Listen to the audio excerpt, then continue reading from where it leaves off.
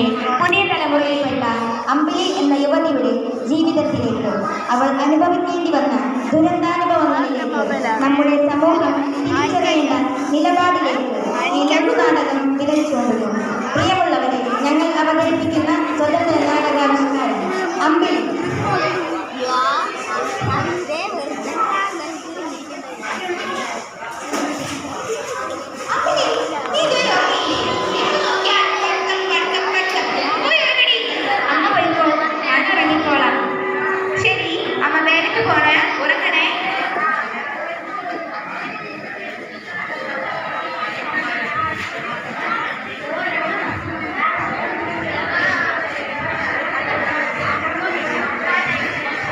ഇവളമ്പിളി, ഈ കാടിന്റെ മകൾ, ഈ ഗോത്രവർഗത്തിന്റെ കണ്ണിയുണ്ട്, വിദ്യാഭ്യാസത്തിൽ ഒന്നാമത്.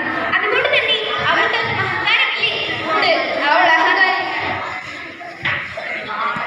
ഈ നില തുടർന്നാൽ അവൾ നമ്മളെ ഭരിക്കും. അത് അനുവദിച്ചൂടാ. ഇവൾ നശിക്കണം, നശിക്കണം, ഇല്ലാതാവണം.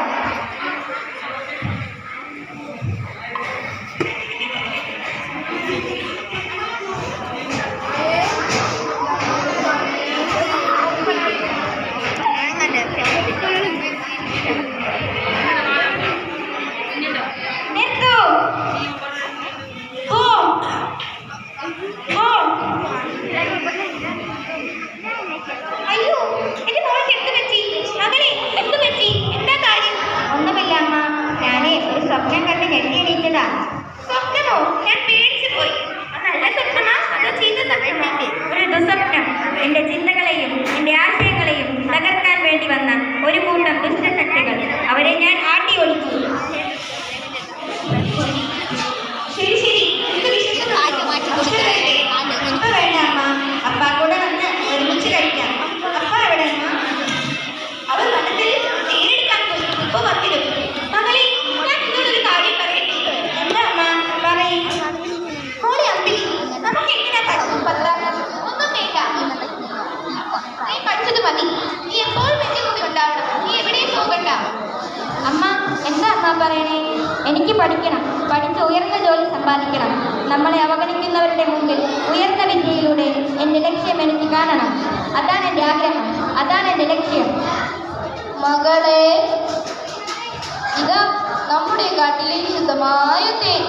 കുടിച്ചോ. അവൾക്കെടുത്ത് കൊടുത്താൽ പട്ടണത്തിലുള്ളവർക്ക് എന്തെടുത്ത് കൊടുക്കും? എന്റെ മകൾ കുടിച്ചതിന് ബാക്കി മതി പട്ടണത്തിലുള്ളവർക്ക് കൊടുക്കാൻ. മോൾ കുടിച്ചോ. അപ്പ, നല്ല മധുരമുള്ള തേൻ, നമ്മുടെ കാട്ടിലെ ശുദ്ധമായ തേൻ.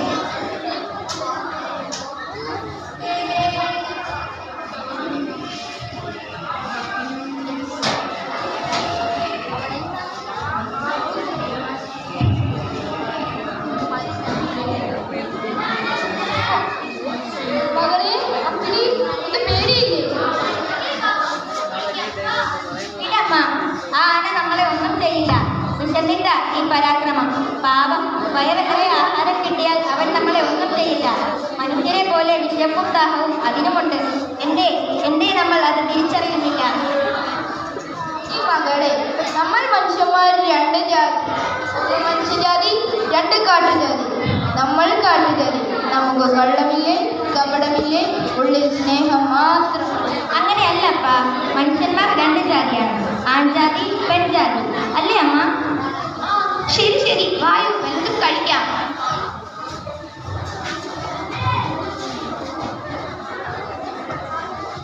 അമ്പിളി, അവൾ പട്ടണത്തിലേക്ക്. അവൾ ഈ കാടിന്റെ വിളക്കായി മാറും. സത്യത്തിൽ നമുക്ക് അവളോട് അസൂയയല്ലേ? അല്ല, ഒരു തരം വെറുപ്പാണ്. നമുക്ക് നേടാൻ കഴിയാത്തത് അവൾ നേടിയെടുത്തു. അത് പാടില്ല. അത് തടയണം. അവൾ ഈ കാടിന്റെ വെളിയിലേക്ക് പോകാൻ പാടില്ല. അധികാരികൾ ഇപ്പോൾ അവളെ സഹായിക്കുന്നുണ്ടെന്നാണ് കേട്ടത്. ഇല്ല, അധികാരികൾ എത്തുന്നതിന് മുമ്പ് തന്നെ നമ്മൾ അവളെ തീർക്കണം. നമ്മൾ ഒരുമിച്ച് ശക്തിയോടെ.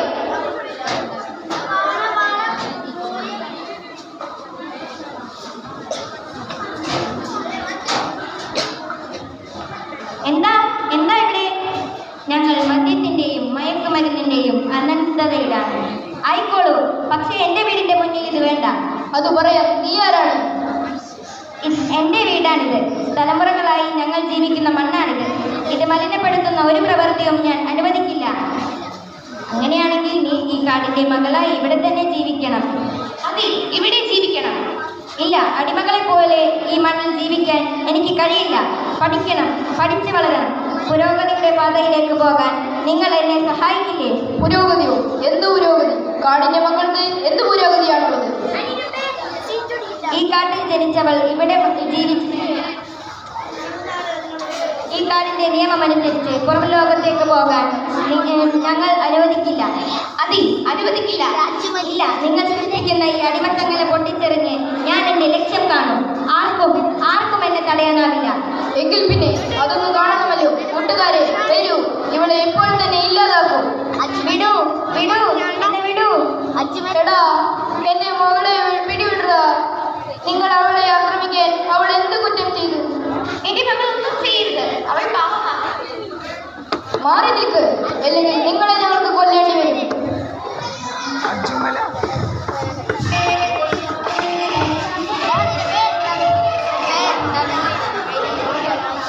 Apa nak?